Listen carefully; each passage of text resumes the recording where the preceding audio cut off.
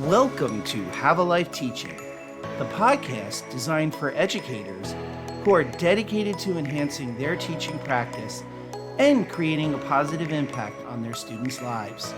In each episode, we'll dive deep into the world of education, exploring a wide range of topics related to curriculum, instruction, and assessment in K-12 schools.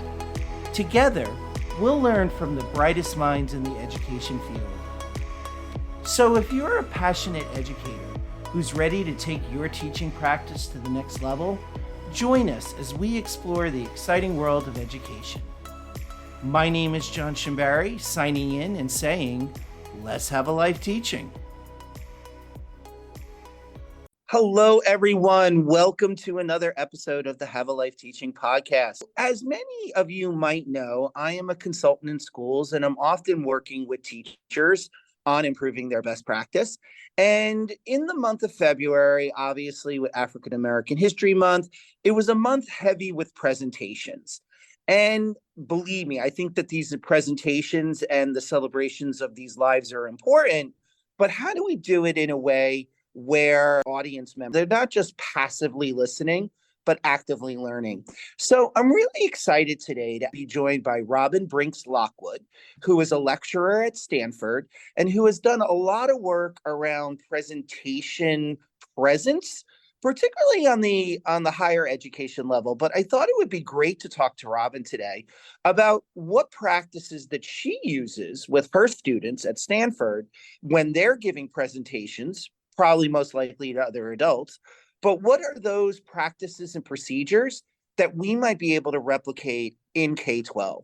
So, Robyn, thank you so much for joining us today. Thank you so much for having me.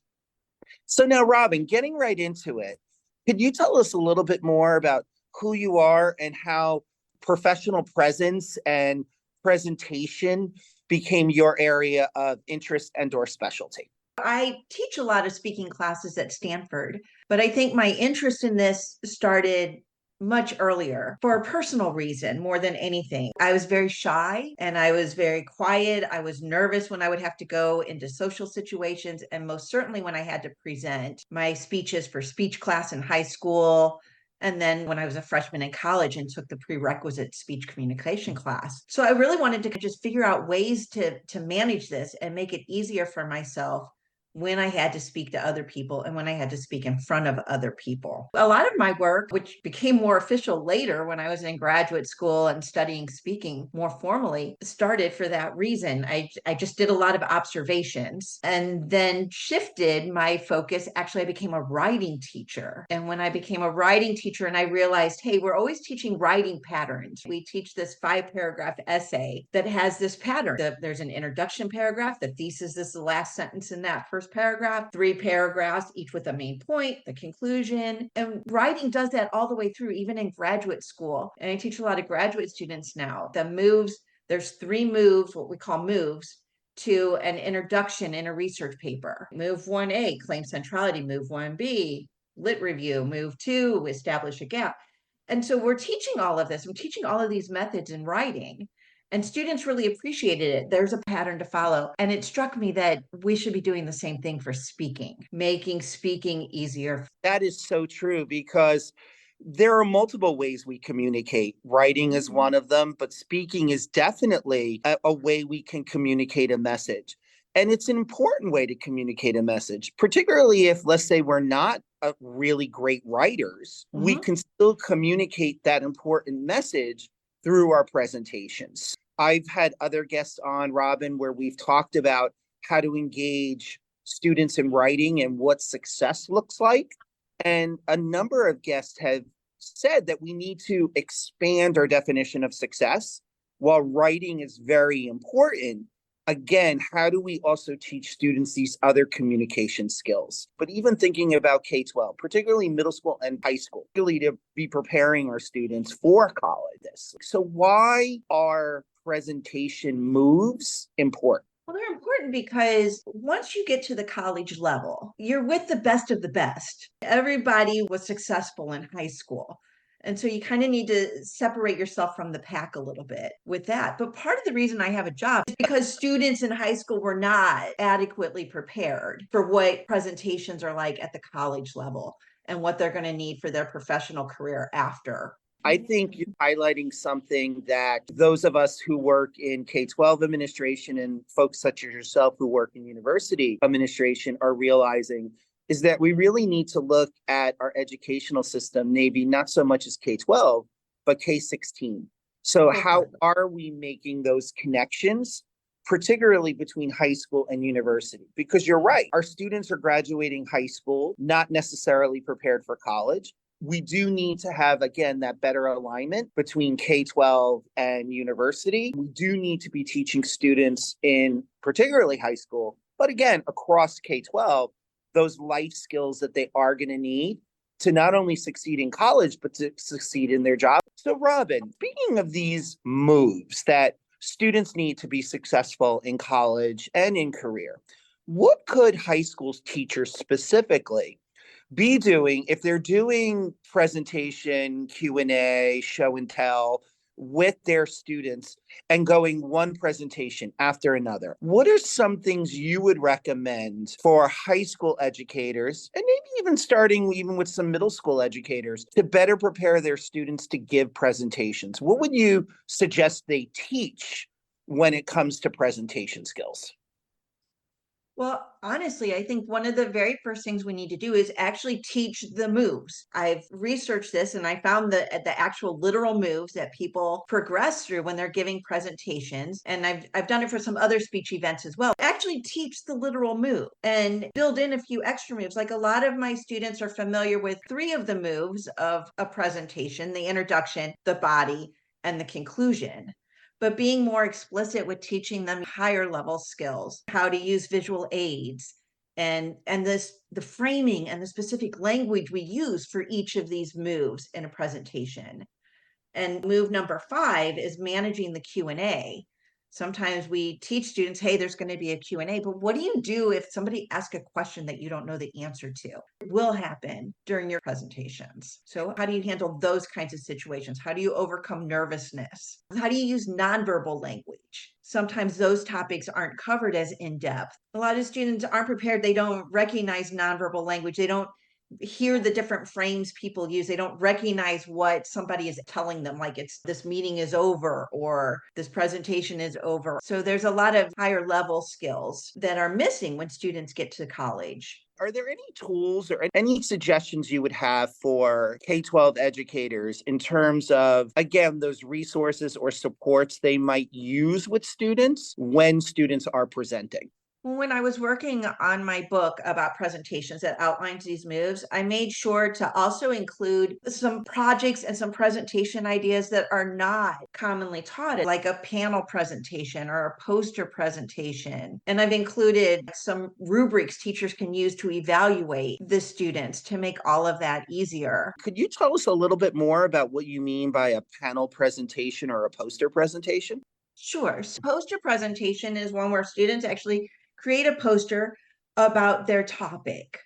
Now, at the graduate level, right, the students are creating these posters, and it's a literal poster about their research topic. But this idea, these poster presentations can be done certainly in high school and even in middle school. But you can take a topic and build a poster about it and then present the parts of the poster. A panel presentation is more like a group presentation where there's a moderator and then each speaker is sort of like an expert on one part of the overall topic. And they have almost a discussion, but a discussion in front of an audience. And that's a very common thing to do at the university level. And so if students had some practice with that before they got here, it wouldn't be so stressful and so overwhelming when they get to their speech class and the teacher says, we're going to have panel presentation. What do you recommend for audience members in a presentation? What should or could audience members be doing? A lot of nonverbal, actually actively listen. We have passive listening and we have active listening, which is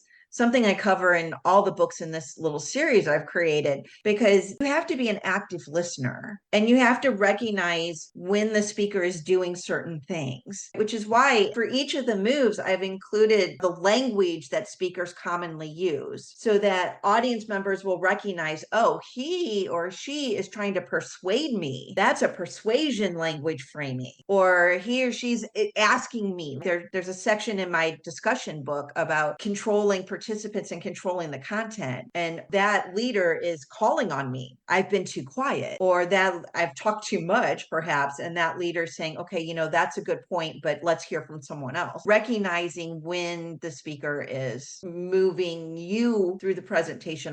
What's resonating with me with what you're saying is that presentations don't need to be this one person presents, one person listens. What are some other ways to be more fully engaging a complete class as an alternative to one presentation, everyone else listens? You already talked about the panel presentation, and that's great for presenter co-collaboration. But again, how can we have everyone actively participating in presentations at the same time? Well, you think we could have more academic discussion? Every discussion is a presentation where everyone participates. We just don't think of it. I think we get stuck on presentation being that one person standing behind a lectern, giving a presentation where no one interrupts. And that's not true. I mean, it's why I had to, once I kind of started this writing project where helping students do this, it kind of blossomed into 3 different books, because discussions is a presentation of sorts where everyone participates.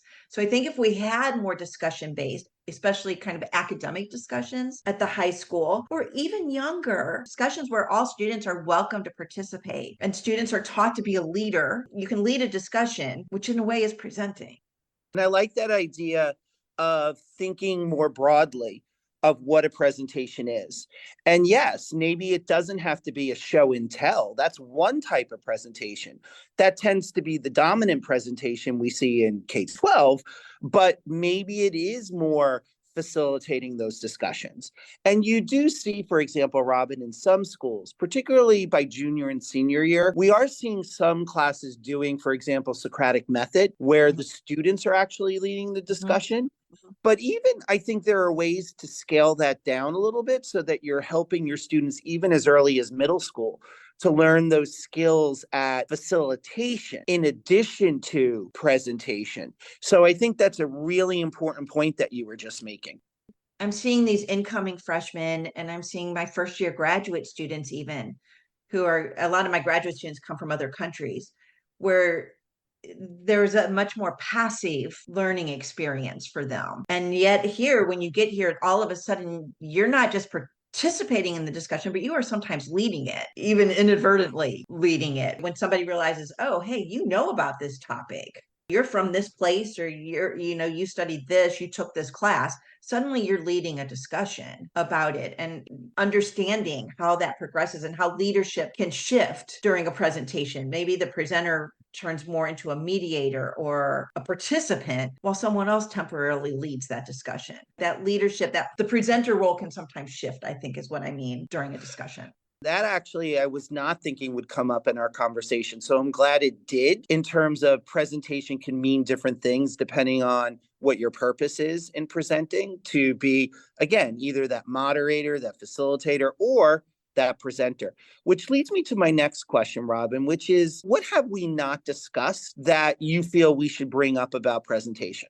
I'm not sure if this is the answer you're looking for, but I think students should be much more aware of what the college experience is going to be like. For example, once you get to the college level, you have to sit through a 50-minute lecture where professors presenting nonstop for 50 minutes, and you need note-taking skills, and you need to be able to recognize these moves of a presentation so that you know what to take notes on, what's possibly going to be on that exam later. And sometimes students aren't used to listening to a 50-minute minute presentation and recognizing those moves and what's important. And that kind of led to another project I was working on where I was very fortunate to have my colleagues at Stanford give lectures so students can hear authentic college lectures that haven't been scripted, and then practice those skills to listen for longer and recognize the key language that tells them how the lecture will be organized, what content the professor thinks is most important, what content is more likely to be on the exam. I think it's important that you mention that, because although we've spent some of our time today talking about how to make presentations more active, sometimes you do have to experience a lecture that is not active. But then again, how are you still actively listening and actively undertaking and figuring out what's important to know and what's not important to know, particularly through note taking? Because that is definitely something I also coach teachers around in terms of how they can use specific note taking strategies like Cornell notes with their students. So you definitely are giving me the idea, Robyn, that is going to be an upcoming episode, how to take notes. So Robyn, where can people find out more about you?